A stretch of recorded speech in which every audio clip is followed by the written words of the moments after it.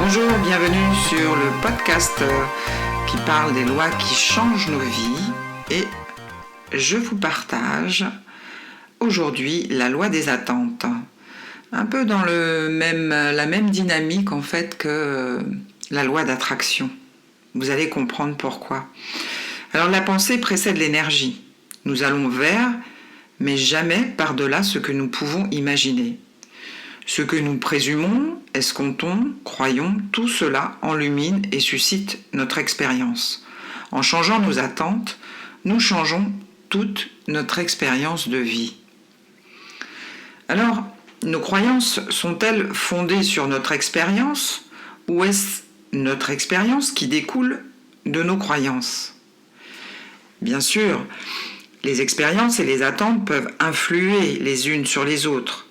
Mais si la plupart d'entre nous ajoutons foi au concept logique et psychologique selon lequel notre expérience fournit la matière principale de nos croyances, la loi des attentes stipule le contraire. Avec le temps, ce que nous croyons ou escomptons dans la partie la plus profonde ou subconsciente de notre être a tendance à façonner notre réalité extérieure. Tout est énergie. Notre cerveau, agissant comme un filtre au travers duquel tout doit passer, c'est lui qui donne à l'énergie les différentes formes et couleurs sous lesquelles le monde nous apparaît. Nous commençons dès la plus tendre enfance à emmagasiner les espoirs et les craintes et nous conditionnons peu à peu notre subconscient pour qu'il réponde à nos attentes. Ainsi, ceux qui s'attendent à trouver que on ne peut pas faire confiance aux gens, ne manqueront jamais de preuves pour soutenir cette assertion. Pour rendre effective la loi des attentes, il suffit d'avoir de nouvelles attentes qui ne reposent plus sur une foi aveugle, mais qui soient faites au contraire dans une intention bien précise. Cette loi nous aide à dépasser nos prétendues limites, elles-mêmes issues de croyances et d'attentes qui remontent parfois jusqu'au premier mois de la vie. Ce à quoi nous nous attendons aura tendance à se manifester dans notre vie parce que nous libérons dans cette attente des forces psychologiques très subtiles. C'est comme une force d'attraction. Nous n'allons jamais au-delà de nos limites prétendues ou supposées. En psychologie, ce phénomène assez commun s'appelle prophétie autogène. En voici un exemple. Dans une école secondaire, 3 garçons très populaires qui avaient accepté de participer à une expérience de psychologie se mirent à entourer d'attention et de prévenance une jeune fille qui, quoique très gentille, était extrêmement timide, peu jolie et peu populaire. Durant plusieurs semaines, ils la traitèrent comme s'il s'agissait de la plus belle et de la plus populaire des filles de l'école. Il en résulta que la jeune fille opéra un changement remarquable, voire spectaculaire, dans sa façon de s'habiller et d'agir. Auparavant, elle s'attendait à ce qu'on la rejette et l'ignore, et c'est ce qu'on faisait. Cette expérience a changé ses attentes. Celles-ci, en retour, lui ont permis de créer une nouvelle expérience de vie. Au départ, les 3 garçons l'ont aidée à se débarrasser des vieilles attentes qui étaient responsables de son isolement. Ensuite, parce qu'elle se considérait plus séduisante, elle a modifié son comportement de sorte que même après l'expérience, sa vie avait changé.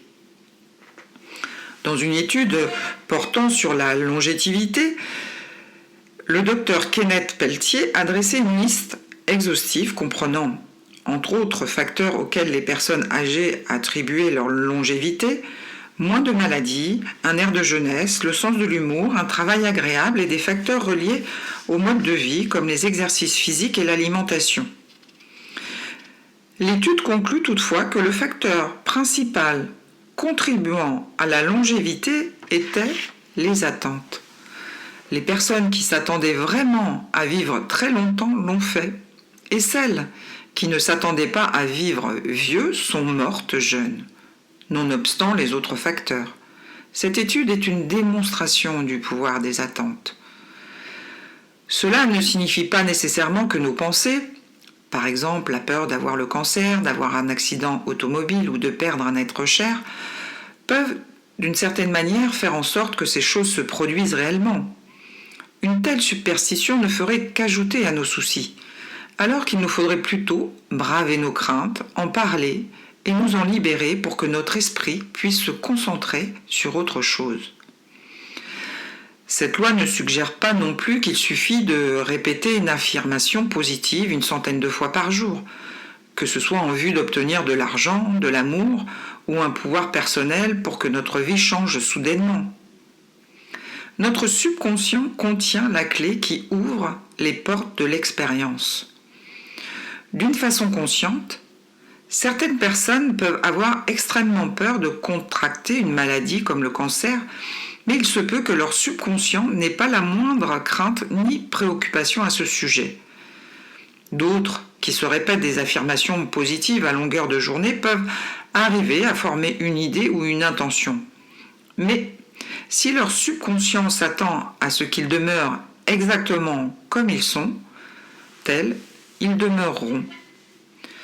Pour savoir quelles sont les attentes de notre subconscient, il suffit de regarder notre vie au moment présent. Regardez le bon comme le mauvais. Nos problèmes actuels nous révèlent nos attentes négatives et nos bonheurs nous révèlent nos attentes positives. Une fois que nous avons compris l'influence de nos attentes sur l'état actuel de notre vie, nous pouvons prendre les mesures qui s'imposent pour changer les attentes qui ne sont plus bénéfiques. Nous pouvons dès maintenant commencer à vivre avec de nouvelles attentes et de nouvelles expectatives et nous n'avons pas à attendre que l'expérience nous apporte une confirmation extérieure. Nous pouvons créer l'expérience intérieurement. En partant de l'hypothèse selon laquelle des suggestions positives pourraient changer nos vies si elles rejoignaient le subconscient directement, les chercheurs ont mis au point des enregistrements subliminaux destinés à être perçus à un niveau inférieur au seuil de la conscience. Bien que cette théorie soit des plus solides, les affirmations positives et les messages subliminaux restent sans effet réel si les deux conditions suivantes ne sont pas respectées. Premièrement, il faut créer de vives images visuelles, sans oublier le son, les sensations tactiles, olfactives, etc. Des images de nous-mêmes avec, par exemple, plus d'amis autour de nous, plus d'argent et plus de tout ce que nous désirons. Au bout d'un certain temps, de telles images s'impriment dans le subconscient qui ne fait pas très bien la différence entre les expériences vécues dans la réalité et les expériences créées ou visualisées intérieurement. Deuxièmement, il faut faire attention aux messages contradictoires qui peuvent nous traverser l'esprit au moment même où nous énonçons ce que nous voulons ou ce que nous sommes. Puis, il faut répéter ces messages contradictoires à haute voix, quelque négatifs qu'ils soient, et surtout le faire d'une manière exagérée.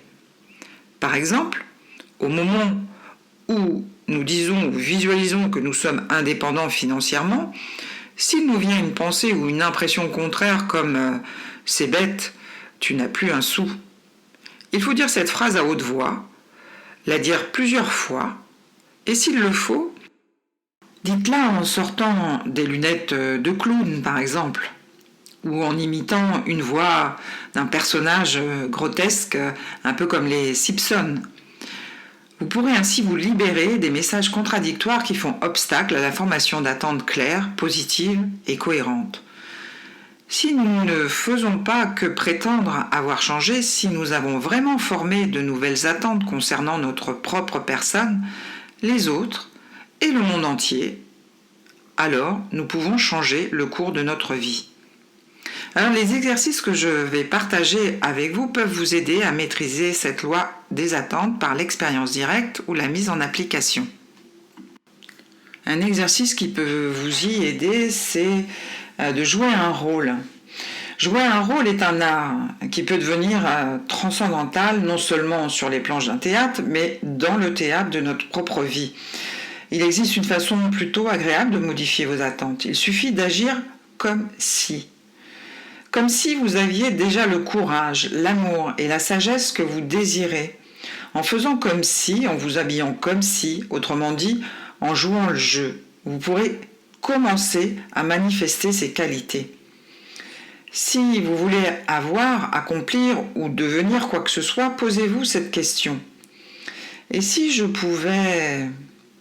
Comment me sentirais-je et de quoi aurais-je l'air ? Maintenant, allez au-delà de vos vieilles attentes. Jouez le rôle jusqu'à ce que ce ne soit plus un rôle. Faites-le jusqu'à ce que vous soyez pleinement à l'aise. Si vous ne vous sentez pas à la hauteur, jouez le rôle de quelqu'un qui le serait. Petit à petit, lentement mais sûrement, ce simple exercice peut changer votre vie. Jouez dès aujourd'hui le rôle d'un vous-même plus heureux, plus ouvert et plus positif. Merci d'avoir écouté ce podcast. Je suis Nadia Poulain, thérapeute énergéticienne et je vous accueille à l'Apothicaire pour des séjours coaching et résilience, des formations en énergétique et pour des consultations en cabinet ou à distance. N'hésitez pas à consulter mon site internet et ou à vous abonner à ma chaîne. Bye bye!